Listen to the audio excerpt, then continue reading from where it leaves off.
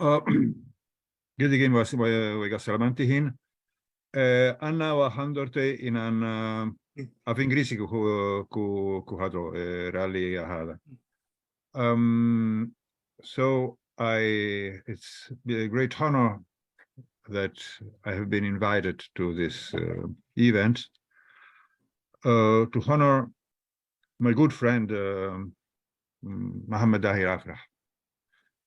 The first time I heard about him was in one of the last times I came to Mogadishu.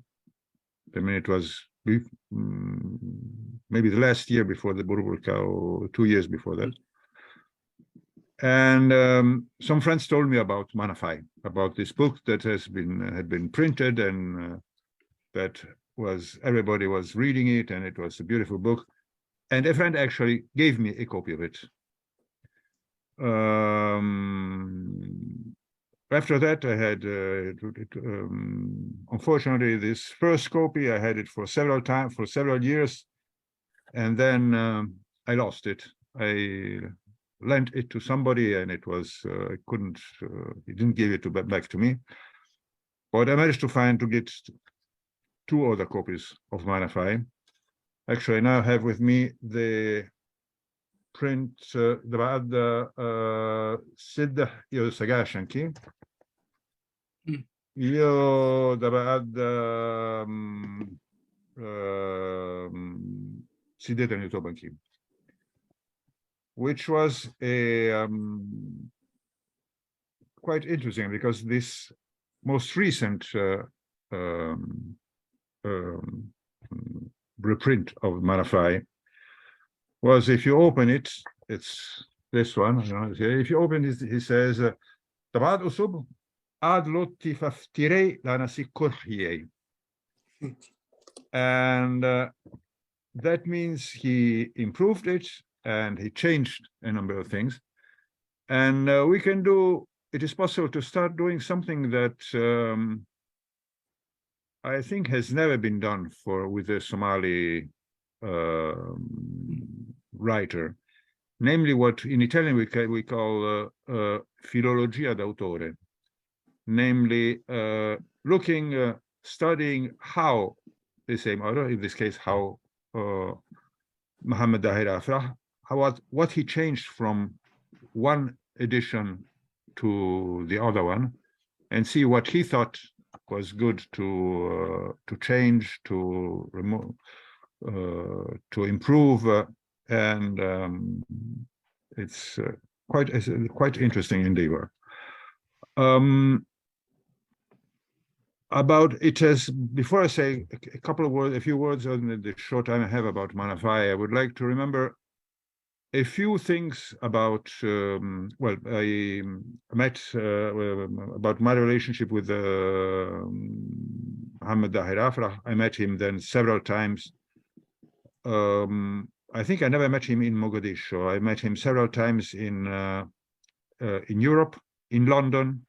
I was part of the board when he was when he had his viva. He discussed his PhD, which was a very important work about tradition and innovation in the Somali literature. I mean, what Somali literature is, what is new in Somali literature now, and what still remains from the very long and rich tradition of Somali literature.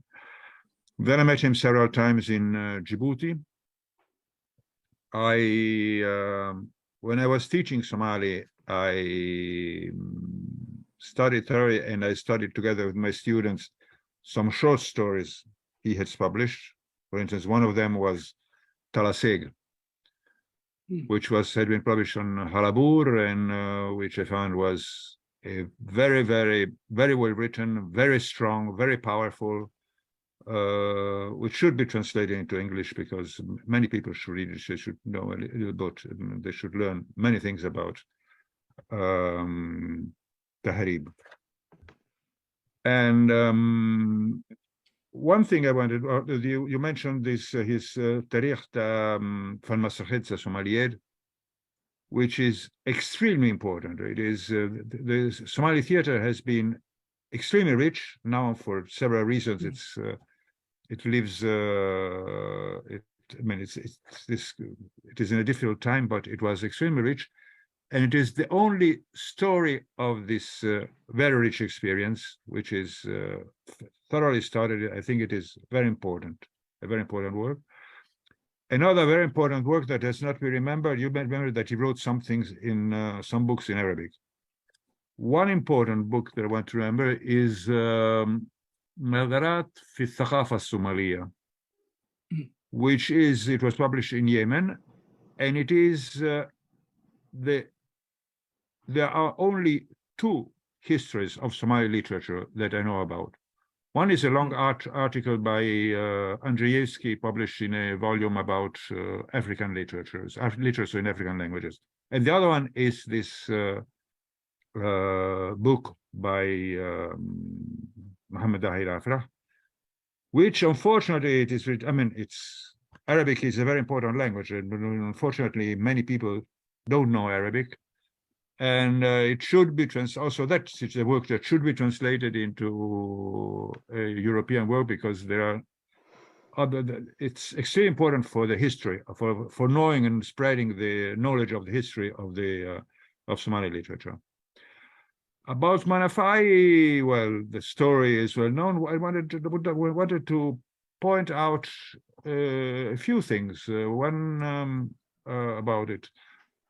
I'm a linguist, so a few things about the language. I remember once I talked about it several times with him, and once both in presence, I mean, we were talking to each other, and both we were corresponded. We were writing each other several times. We sent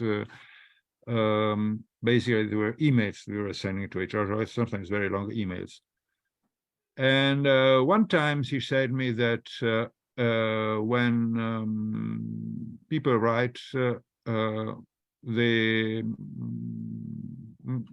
write something that has to be published. Most of it in fiction, most of it should be, he used the term, lukadda dahe. The kind of Somali one should write is lukadda dahe. But so a language, he translated into English as inclusive. I don't think that inclusive is the right term. Lukadda dahe means that median, middle language, a language that is somehow stays in the middle and is understandable to everybody, people from the north, from the south, from the east, from the west, so people that can understand it. But when different characters talk with a narrative, you should let them talk in their own language, in their Afghuri, in their. And Maana-Faay is exactly like that.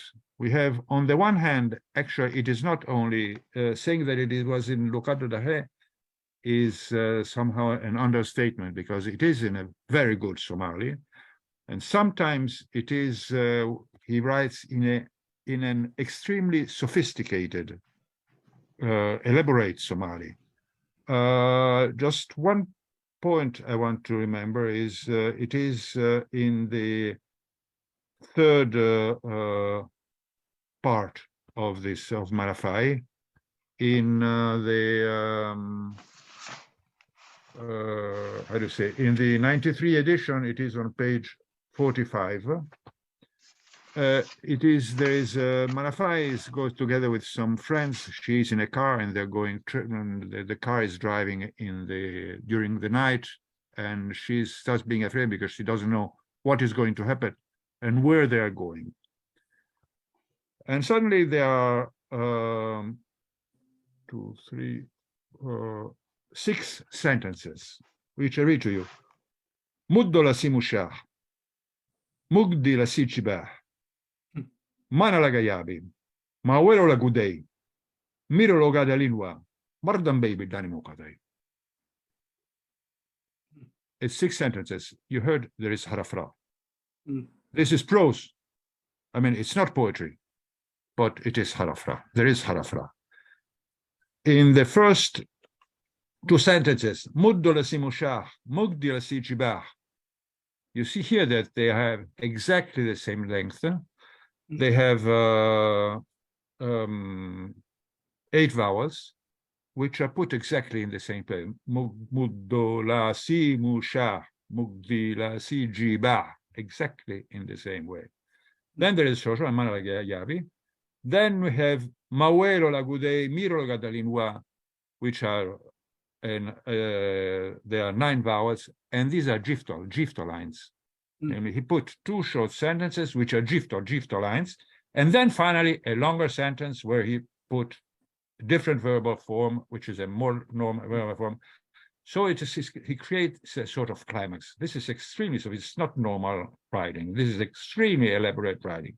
And then a short, a couple of sentences after this, Maana-Faay she's afraid, and she says, "Beled kan inte waye, tio beled da haye mia." So bang, he goes directly to the Afghani. And you have this very strong contrast between a very sophisticated language. In other parts, he talks a more normal language. And then he goes to the dialect, also with different dialects. When Maana-Faay's father talks at the end, he's from the one from Hamarweyne. He says, Igar ka shegeisin, Igar fian hadis yahei wa arkidona. This is real hadith.